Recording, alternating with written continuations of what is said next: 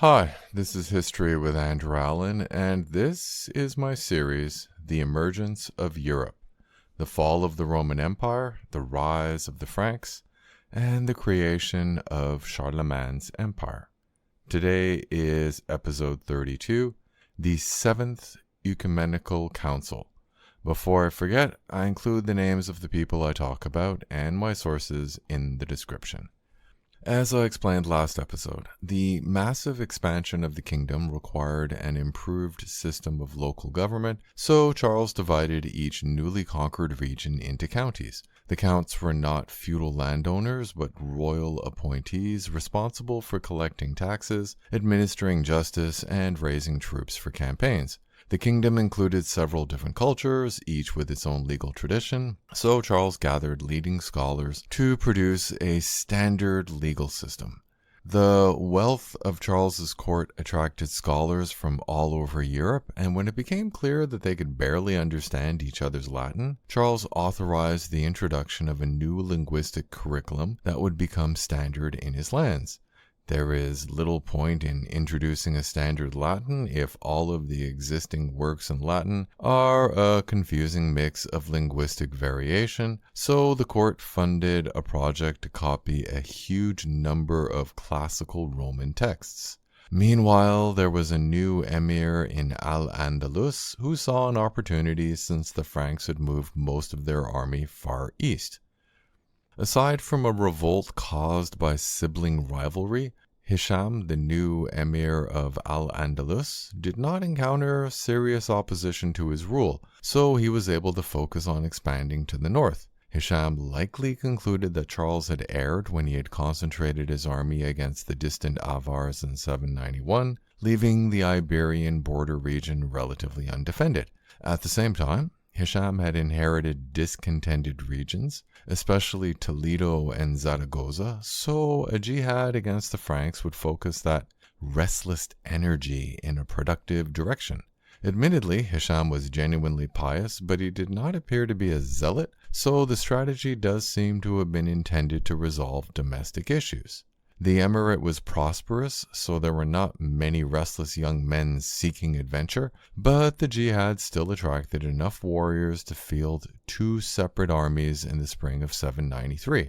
When the Arabs had initially invaded Visigoth Hispania in 711, many Christians had fled to the northwest of the peninsula, founding the Christian kingdom of Asturia. Well, the kingdom was an ideal target, so it was hit hard by one of the two armies. The Second Army advanced into Septimania, the southeast region of Aquitaine, which contained the cities of Narbonne, Carcassonne, and Béziers. Naturally, Count William of Toulouse led an army against the Muslims, but was defeated.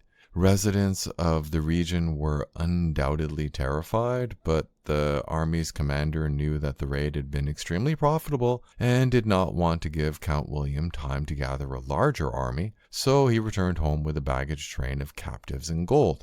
While the raids were financially lucrative, it had become clear that Hisham lacked the resources to retake Narbonne. So the raids would continue, but there was no plan for a major invasion. Despite the destruction caused by the large-scale raid, Aquitaine remained low on Charles's list of priorities. Obviously, expansion into Avar territory topped the list, but the revolt centered around Pippin the Hunchback had occurred around the same time, so Charles remained near the eastern frontier of the kingdom. While Charles had been preoccupied with a Bavarian revolt that may or may not have been led by his eldest son, that revolt had been dealt with quickly and firmly. Great. Charles could return to his expansion into Avar territory. Recognizing that control of the waterways was the key to victory, he assigned laborers to dig a canal linking the Rhine with the Danube. Unfortunately, construction proved to be beyond the engineering skill of the time, and the canal never became operational. Actually, the expansion eastward had a side effect in Italy, since Grimwald was able to call himself Prince of Benevento and avoid direct submission to Charles because the Frankish king was focused on expansion east. Even the sub-kingdom in northern Italy directed its energy northeast against the Avars, rather than march south to discipline Grimwald, no matter how many letters the Pope wrote. Clearly, Charles had lost any interest in southern Italy since he had marched into Benevento a few years earlier when Grimwald's father had called himself a prince. As I already mentioned, the marriage alliance between Charles's daughter Rotruda and Emperor Constantine had ended when Charles had concluded that he did not need the Eastern Empire as an ally. Fair enough. Then who did he choose for his next marriage alliance? Actually, no one. To be clear, Charles did not make marriage alliances for himself. In 783, his wife Hildegard died aged 25 after giving birth 9 times in 12 years, which may be why she died, since the first pregnancy must have occurred when she was 13. After a brief period of mourning, Charles had promptly remarried to Fastrada, the daughter of a powerful noble in eastern Frankia. Still, it is strange that Charles did not marry his daughters off as soon as they were old enough, as if he could not decide which foreign king would make a good ally. Instead, they remained at court, but they proved smarter than their chaperones. Rotruda, the eldest, had an affair with Rorgon, Count of Maine, which produced a son, and Bertrada fell in love with the king's close friend Angilbert, a key advisor of the former King Pippin. 30 years older than the princess, their relationship lasted, and they had 2 sons. The fact that neither of his daughter's lovers was executed is impressive. Actually, it may not be strange that Charles did not use his daughters for marriage alliances. Charles had a huge family and a large court and appeared to have preferred to always be surrounded by people as he worked all day. So, how did Constantinople react as the Frankish border grew closer to the empire's western border? There is no debate that a war in the west would be a problem. The empire was threatened by the advance of the Muslim Caliphate, but it was also torn apart by the debate over whether or not religious pictures should be displayed in churches. This was not a dry debate, but a passionate clash between zealous advocates of a more pure form of worship and individual believers with their icons and monasteries reliant on visitors to their relics. Those against images followed the same doctrine as Jews and Muslims, believing that it was blasphemous to portray the divine in an image, while those in favor argued that the new worshippers needed an image to focus their devotion. Actually, this was not a recent debate. It had begun when Emperor Constantine V had ordered all images removed from churches in 754, which caused a fierce reaction and even several revolts. His son Leo IV was equally anti-image, but Leo had died in 780. While Irene was ruling as empress, she had avoided factional struggles and kept successful iconoclasts as generals. However, she recognized that there was a growing desire to end the ban on icons. The death of the patriarch in 784 gave her an opportunity. The new patriarch decided to hold an ecumenical council with attendees from every part of the Christian world to settle the issue of icons. So, invitations were sent out in the name of the young Emperor Constantine VI and his mother, Empress Irene, to the members of the Pentarchy, namely the 5 patriarchs of Alexandria, Antioch, Jerusalem, Rome, and Constantinople. Antioch, Alexandria, and Jerusalem were under Arab control, but a peace treaty enabled each patriarch to send representatives to the council. To be clear, there is no evidence that Irene herself was a believer in icons. She simply believed that a change in approach would be popular. Most important, Irene did not think that there were any fervent iconoclasts, basically opponents of icon worship, but she soon discovered that she was wrong. A number of bishops were confirmed iconoclasts, and they had supporters in the army. The first meeting of the Seventh Ecumenical Council was supposed to be a boring ceremony, but it proved exciting when the heads of the professional army drew their swords and threatened to kill the patriarch. Unsurprisingly, everyone, aside from the commanders and the iconoclast bishops, rapidly exited the building, while the commanders shouted, "Nika!" victory, which naturally had a frightening memory in the capital given the bloody Nika riots during Justinian's reign. Shocked by the drama, Irene moved carefully. After waiting several months, she arranged for loyal troops to arrive. Once Irene felt secure, the iconoclast commanders were thanked for their service, paid off, and dismissed. New, loyal commanders were appointed. Honestly, an early retirement was probably the best that they could have expected. Since the iconoclast commanders had been dealt with, the Seventh Ecumenical Council could take place after a minor delay of 8 months, only in Nicaea this time. Nicaea was chosen because it was the location of the first council held by Constantine in 325. The representatives from the patriarchs in Arab territory had been forced to wait in Constantinople, and the papal legates were convinced to return. Fortunately, they had only reached Sicily, so it was relatively simple. This council was better prepared by trusted officials loyal to Irene and was attended by 365 bishops and 132 abbots. Only after the council had made the expected decision were the participants invited, summoned, to a ceremony in Constantinople held by Irene.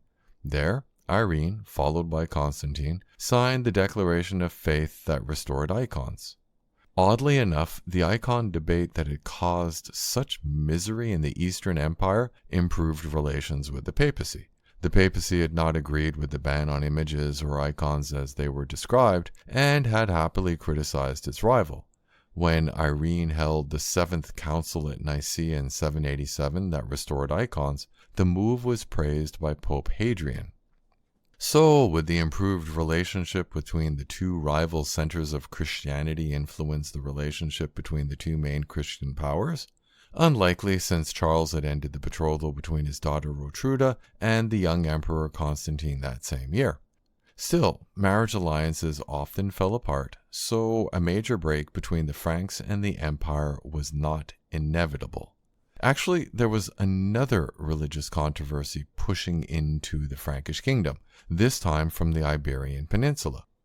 The issue of whether Jesus of Nazareth was divine or human had been debated during the early years of the Christian Church. One solution was adoptionism, which solved the issue of Jesus' divinity by claiming that he was adopted. But adoptionism had been declared heresy during the First Council of Nicaea in 325. Still, the idea did not disappear. In fact, it gained popularity when it was endorsed by the Archbishop of Toledo near the end of the reign of Abd al-Rahman. Mountains are no barrier to ideas, and adoptionism soon reached the Frankish kingdom. Pope Hadrian did not react well when he learned that a different interpretation of Christianity was flourishing in the border region. Something had to be done. After consulting with his advisors, Charles called for a synod to be held in Frankfurt in 794. The synod opened with a harsh attack on adoptionism, which undoubtedly pleased the Pope. However, Hadrian may have been less pleased with the rest of the synod. While part of the assembly dealt with more mundane matters like price gouging, the bishops of Charles's lands demonstrated a worrying independence when they made their own policy regarding icons. Religious images were fine, but the synod firmly rejected the Eastern doctrine that icons were relics of power. They were images and images only. Since the papacy had not been consulted, it would be fair to conclude that Charles had asserted the independence of the Frankish kingdom from the papacy. But that was probably not the objective.